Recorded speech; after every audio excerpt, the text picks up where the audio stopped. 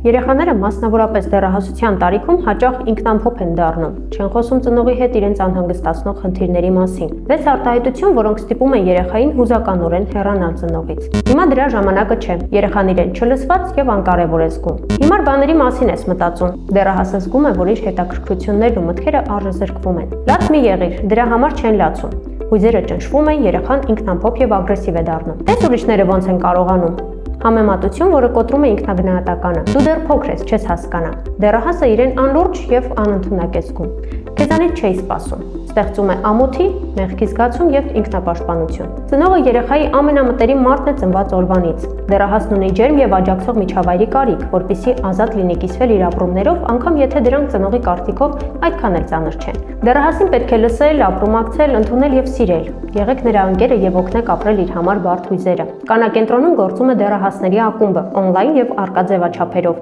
որը ենթադրում է դեռահասների խմբային հանդիպումներ հոգեբանի հետ, ընդունող միջավայր։ Մանրամասների համար զանգահարեք մեր հեռախոսահամարներով։